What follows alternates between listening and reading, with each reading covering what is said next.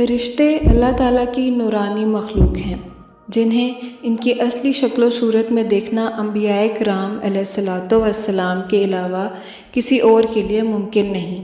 یہی وجہ ہے کہ ہمارے ارد گرد لاتعداد فرشتے اپنے کاموں میں مصروف ہیں، مگر ہمیں وہ دکھائی نہیں دیتے۔ اگر وہ انسانی شکل اختیار کر کے ہمارے سامنے آئیں تو پھر انہیں دیکھنا ممکن ہے۔ انسان کی نسبت فرشتے عظیم مخلوق ہیں اور ان میں بھی چھوٹے ہیں اور بعض بڑے ہیں۔ فرشتوں میں بعض کے 2 پر ہیں اور بعض کے 600 پر ہیں۔ قرآن کریم میں ارشاد پاک ہے کہ اللہ تعالیٰ ہی کے لیے تمام تعریفیں ہیں جو آسمان اور زمین کا پیدا کرنے والا ہے، اور 2 3 4 پروں والے فرشتوں کا اپنا قاصد بنانے والا ہے۔ بعض روایات کے مطابق جبرائیل امین علیہ السلام کے 600 پر دیکھے گئے ہیں اور ہر پر نے آسمان کو گھیر رکھا تھا۔ ان کے پروں سے مختلف رنگ اور قیمتی موتی بکھر رہے تھے۔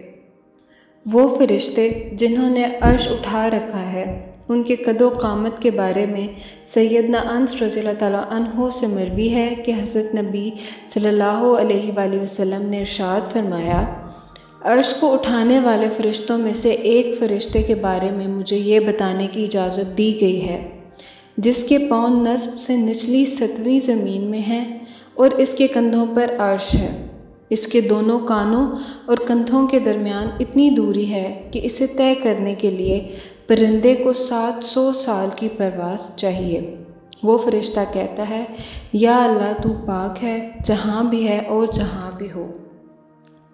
اللہ تعالیٰ نے فرشتوں میں شادی بیاہ کی حاجت نہیں رکھی، اس طرح انہیں کھانے پینے سے بھی بے نیاز کر دیا ہے۔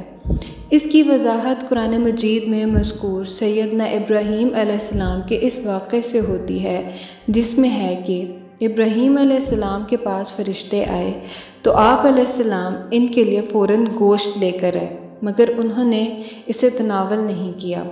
اللہ تعالیٰ نے فرشتوں کو بیماری، سستی، کاہلی، دکھ، تکلیف، تھکاوٹ اور اکتاہٹ وغیرہ سے محفوظ رکھا ہے۔ وہ دن رات فقط اللہ کی اطاعت میں اپنے کاموں میں مصروف رہتے ہیں۔ قرآن مجید میں بیان ہوا کہ آسمانوں اور زمین میں جو کچھ ہے اسی اللہ کا ہے، اور جتنے اس کے پاس فرشتے ہیں وہ اس کی عبادت سے نہ سرکشی کرتے ہیں اور نہ تھکتے ہیں۔ وہ دن رات اللہ کی تسبیح بیان کرتے ہیں اور ذرا سی بھی سستی نہیں کرتے۔ فرشتے تقریباً عام طور پر آسمانوں میں رہتے ہیں جو صرف اللہ کے حکم سے مختلف کاموں کے لیے زمین پر اترتے ہیں اور پھر واپس آسمان پر چلے جاتے ہیں۔ قرآن مجید میں ایک اور مقام پر خود فرشتوں کی یہ بات مذکور ہے، ہم تیرے رب کے حکم کے بغیر نہیں اترتے۔ فرشتوں کی تعداد کتنی ہے اس کے بارے میں کوئی تفصیل نہیں ملتی، کیونکہ اللہ تعالیٰ کا فرمان ہے، تیرے رب کے لشکروں کو اس کے سوا اور کوئی نہیں جانتا۔ بعض احادیث سے معلوم ہوتا ہے کہ فرشتوں کی تعداد بہت زیادہ ہے، بلکہ اندازہ ہوتا ہے کہ انسانوں اور جنوں سے بھی ان کی تعداد زیادہ ہے۔ سیدنا ابو ذر رضی اللہ تعالیٰ عنہ سے مروی ہے کہ اللہ کے رسول صلی اللہ علیہ وآلہ وسلم نے فرمایا، آسمانوں میں کہیں 4 انگلیاں جگہ بھی ایسی نہیں جہاں کوئی نہ کوئی فرشتہ سجدہ ریز نہ ہو۔ سیدنا عبداللہ بن مسعود رضی اللہ تعالیٰ عنہ سے مروی ہے کہ اللہ کے رسول صلی اللہ علیہ وآلہ وسلم نے فرمایا، قیامت کے روز جہنم کو اس حال میں لایا جائے گا کہ اس کی 70 لگامیں ہوں گی اور ہر لگام کے ساتھ 70,000 فرشتے ہوں گے جو اسے کھینچ کر لا رہے ہوں گے۔ فرشتوں کی ایک اہم خاصیت یہ بھی ہے کہ وہ اللہ تعالیٰ کے حکم سے اپنی شکل و صورت کے علاوہ کوئی اور صورت بھی اختیار کر سکتے ہیں۔ یہ صورت کسی ایسے انسان کی بھی ہو سکتی ہے جسے دیکھنے والے پہچان لیں۔ انسانوں کے علاوہ کسی اور جاندار کی صورت اختیار کرنے کی فرشتوں کو طاقت ہے یا نہیں، اس کے بارے میں قرآن و سنت میں کوئی صراحت یا ذکر نہیں ملتا۔ ان کی انسانی شکل اختیار کرنے کے واقعات ضرور ملتے ہیں۔ جن سے یہ اندازہ ہوتا ہے کہ فرشتے اللہ تعالیٰ کے حکم سے دیگر شکلیں بھی اختیار کر سکتے ہیں۔ سیدنا ابراہیم علیہ السلام کے پاس فرشتے انسانی شکل میں آئے اور ابراہیم علیہ السلام ان فرشتوں کو پہچان نہ پائے۔ پھر فرشتوں کے بتانے پر آپ علیہ السلام کو معلوم ہوا کہ یہ انسان نہیں ہیں بلکہ فرشتے ہیں۔ سیدہ مریم علیہ السلام کے پاس جبرائیل امین علیہ السلام انسانی شکل میں تشریف لائے تھے، اور جبرائیل امین علیہ السلام سوائے 2 مرتبہ کے ہر مرتبہ نبی کریم صلی اللہ علیہ وآلہ وسلم کے پاس انسانی شکل میں تشریف لائے۔ اللہ تعالیٰ نے فرشتوں کو انسانوں اور جنوں سے کئی گنا زیادہ قوت و طاقت عطا کر رکھی ہے۔ حضور نبی صلی اللہ علیہ وآلہ وسلم نے جب طائف کے مقام پر وہاں کے لوگوں کو اسلام کی دعوت پیش کی تو آپ صلی اللہ علیہ وآلہ وسلم پر وہاں کے لوگوں نے ظلم و جبر کی انتہا کر دی اور حضور نبی کریم صلی اللہ علیہ وآلہ وسلم کو لہو لہان کر دیا۔ تو اس مقام پر سیدنا جبرائیل امین علیہ السلام تشریف لائے۔ انہوں نے آواز دی اور کہا کہ اللہ تعالیٰ حضور نبی کریم صلی اللہ علیہ وآلہ وسلم کے بارے میں آپ کی قوم کی باتیں سن چکا ہے، جو انہوں نے آپ کے خلاف اقدام کیا وہ بھی دیکھ چکا ہے۔ آپ کے پاس اللہ تعالیٰ نے پہاڑوں کا فرشتہ بھیجا ہے، آپ ان لوگوں کے بارے میں جو چاہیں اس فرشتے کو حکم دیں۔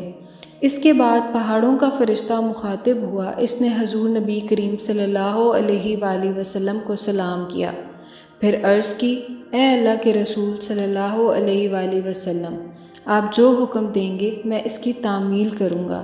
اگر آپ چاہیں تو میں دونوں طرف کے پہاڑوں کو ان پر لا کر ملا دوں جن سے یہ پس جائیں گے۔ اسی طرح جبرائیل امین علیہ السلام کی قوت و طاقت کے بارے میں قرآن مجید میں ہے، انہیں حضور نبی کریم صلی اللہ علیہ وآلہ وسلم کو زبردست طاقت والے فرشتے نے سکھایا ہے جو زور آور ہے۔ فرشتے اپنے ہر کام میں نظم و ضبط کی پابندی کرتے ہیں، جس میں کسی قسم کی کمی بیشی یا سستی اور کاہلی وغیرہ کا مظاہرہ نہیں کرتے۔ جن فرشتوں کی جب اور جہاں ڈیوٹی شروع ہوتی ہے وہ اس وقت وہاں پہنچ جاتے ہیں اور اسے احسن طریقے سے سر انجام دیتے ہیں۔ جس طرح انسانوں کی پیدائش اور موت کے مختلف مراحل ہوتے ہیں، فرشتوں کے لیے یہ مراحل نہیں ہیں، یعنی دنیا میں نئے انسان پیدا ہوتے ہیں اور پہلے موجود انسان فوت ہوتے رہتے ہیں، لیکن اس کے برعکس جب اللہ تعالیٰ نے فرشتوں کو پیدا کیا ہے تب سے وہ زندہ ہیں اور قیامت قائم ہونے تک جب تک اللہ پاک چاہیں گے وہ زندہ رہیں گے۔ تب تک اللہ تعالیٰ کی طرف سے انہیں جو ذمہ داریاں دی گئی ہیں انہیں احسن طریقے سے وہ پورا کرتے رہیں گے، لیکن جب قیامت آئے گی تو یہ فرشتے بھی موت سے دوچار ہوں گے۔ پھر ایک ایسا وقت آئے گا جب کائنات میں اللہ تعالیٰ کے علاوہ کوئی چیز زندہ نہ رہے گی۔ اسی صورتحال کو قرآن مجید میں اس طرح بیان کیا گیا ہے، زمین پر جو ہیں سب فنا ہونے والے ہیں، صرف تیرے رب کی ذات جو عظمت اور عزت والی ہے وہی باقی رہ جائے گی۔ اسی طرح ایک اور مقام پر ارشاد ہوا کہ ہر نفس کو مرنا ہے۔ اگر آپ کو میری سٹوری اچھی لگی ہے تو میرے اس چینل کو سبسکرائب اور شیئر ضرور کریں تاکہ آنے والی ہر سٹوری آپ کے پاس بغیر تاخیر کے پہنچ سکے۔